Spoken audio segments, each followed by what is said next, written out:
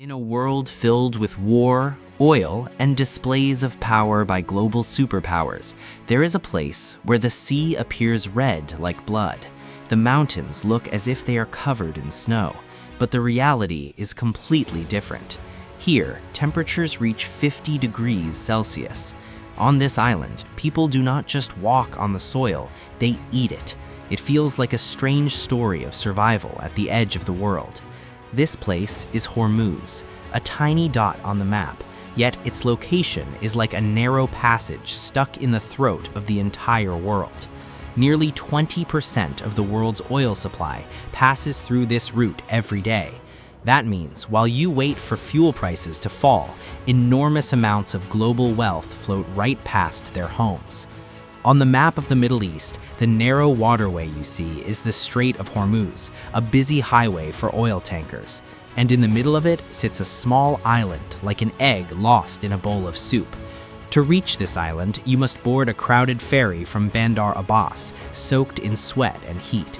As the mainland slowly fades away, the normal world seems to disappear, and an unfamiliar world opens ahead. There is no green here, no touch of freshness, only rocks, salt, and hell-like red soil. When massive oil tankers pass by, their weight pushes waves against the shore, and right beneath them, another scene unfolds. Fishermen cast their nets from small boats. No GPS, no radar, only the shapes of mountains guide their path. One small mistake by a tanker can mean the end. Boats flip over. Lives stop instantly. To the world, this place is filled with tension, politics, and the shadow of war. But for them, it is just a simple fishing village. Oil prices do not worry them. Their only concern is whether they will have food by evening. Their hands are thick and cracked from the sea. It is not skincare, it is the mark of survival. But their real enemy is something else, the merciless weather. When July arrives, the wind seems to stop. Temperatures reach 50 degrees, as if the entire island is boiling in steam. There are no trees, no shade, no cool breeze, only rocks and the fire of the sun. Walking here quickly soaks the body in sweat, and with that sweat, precious water disappears. The most important resource in Hormuz is not oil, it is water. Every drop arrives from the mainland on diesel-powered ferries. If waves or storms delay the ferry, the fight for survival begins immediately. Life on this island means battling nature every single day, and within that struggle lies one of the most astonishing and harsh realities on Earth. But when December arrives, Hormuz suddenly changes. Temperatures drop to around 18 degrees Celsius, bringing relief to the burning island. With the cooler weather come waves of tourists and money. The once quiet harbor suddenly turns into a colorful market. Strange colors everywhere, the noise of people, the smell of petrol, and the loud calls of fast tuk-tuk drivers. The island suddenly feels alive again. This is their biggest earning season, because winter lasts only 3 to 4 months. They must earn now, before summer returns with hell-like heat. Every ride means a family's meal for the day, so even with tired eyes, the drivers keep moving. Houses here feel like open houses. Whether they know you or not, they welcome you inside, give you a place to stay, and treat you like a guest, like a VIP, as long as you are not too picky about food. For a few months, this island stops being a battlefield of survival and becomes a dream vacation paradise. Tuk-tuks take you to some of the strangest landscapes on Earth.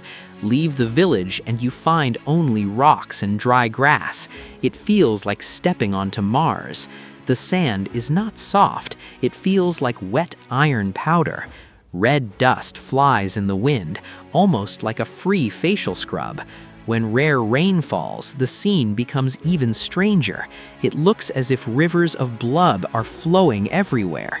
Tourists stare in amazement, but the red dust gets inside shoes, sticks to nails, stains clothes, and refuses to leave easily.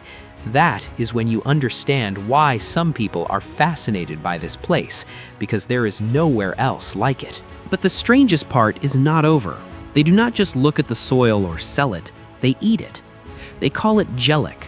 Stones are separated from the soil, then mixed with water and spices to create a special sauce made from the mountains themselves. Its taste is salty with the scent of earth, almost like raindrops falling on iron. It is not made for tourists. For generations they have prepared it this way.